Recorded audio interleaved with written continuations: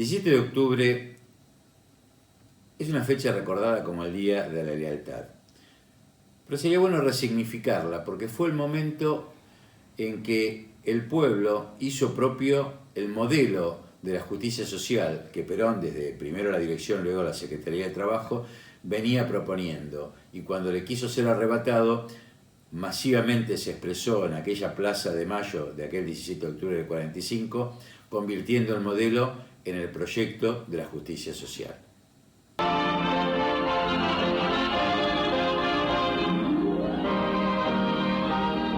El proyecto de la justicia social es el proyecto desarrollado en el periodo histórico que coincide con el del peronismo. Primero, derecho de trabajar.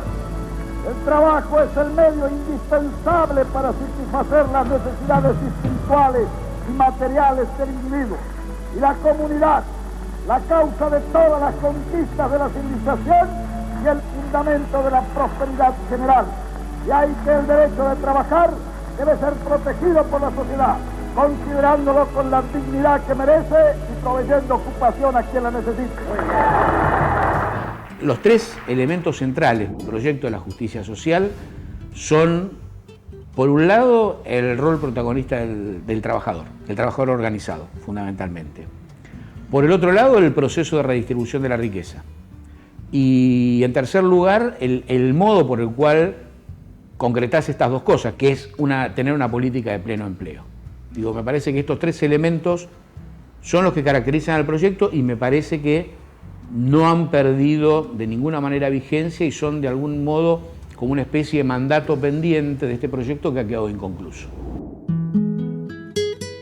La comunidad organizada me parece que sintetiza un elemento fundamental que es la posibilidad del desarrollo del yo en el nosotros, donde escapa, digamos, con una alternativa propia, los planteos tradicionales que pueden venir tanto del lado del liberal capitalismo como del colectivismo marxista. Ni un hombre aislado, individualizado, lobo del hombre, ni un hombre anulado en lo colectivo.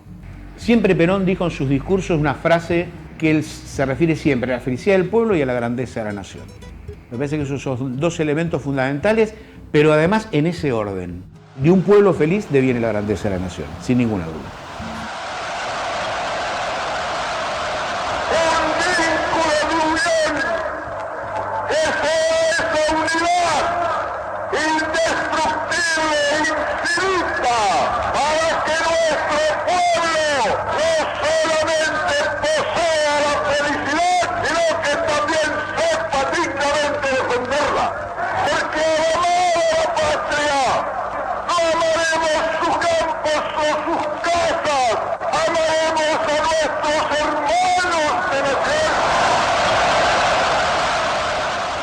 Es un proyecto inconcluso que, para anular el proyecto de la justicia social, para desviarlo, hay que entender claramente que fue necesario no solo la dictadura de la Revolución Libertadora, sino la dictadura del proceso.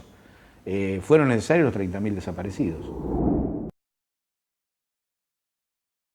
La tercera posición empieza a emerger como ideario conceptual, filosófico, a través de los artículos que Perón va publicando desde 1950.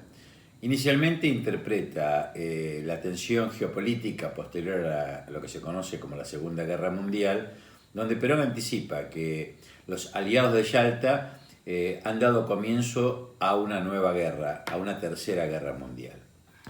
Realmente esto fue rechazado, se dijo que eran ideas de Perón. Sin embargo, fíjense, el comandante Marcos en Chiapas dice, y lo publicó Le Monde Diplomatique, lo voy a leer textualmente: la Guerra Fría fue una tercera guerra mundial que se peleó en el tercer mundo.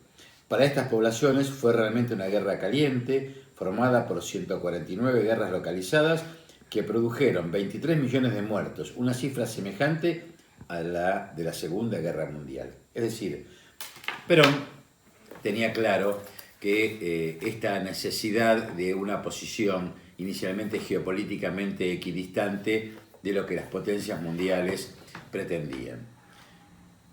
Luego, en los años 60, se va a producir, se va a encarnar este ideario de tercera posición en lo que se conoce como el movimiento de los no alineados. Perón ya no estaba presente, había sido derrocado en el 55, y en el 61 Tito, Nehru, los grandes líderes mundiales, Nasser, configuran el movimiento de países no alineados, en el que se interesa el propio Charles de Gaulle. Tercera posición que inicialmente fue publicada como folletos por Perón y luego toma cuerpo en este librito que se conoce como Política y Estrategia. Perón, de los 70, asume que este ideario tercerista es mucho más que una concepción político-estratégica militar. Encarna lo que es la esencia del pensamiento filosófico del justicialismo. Encarna lo que es la comunidad organizada, generalmente mal interpretada, descalificada por los que no pudieron comprenderla o por los oponentes, pero que Porati define acertadamente como el justo medio aristotélico. No es un poco de liberalismo y un poco de marxismo, es otra cosa.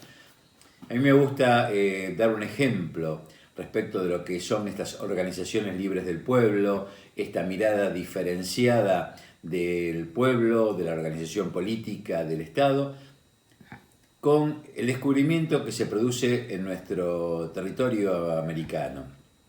Cuando el colonizador español llega, encuentra un animal que lo analiza y dice, es un león incompleto.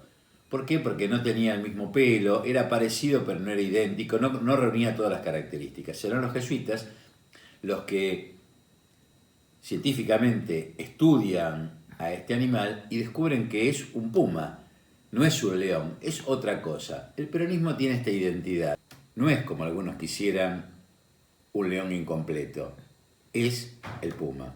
Expresa el pensar situado de esta nuestra América, expresa el sentir de un pueblo y la identidad que emerge de los por lo menos 14 siglos de historia.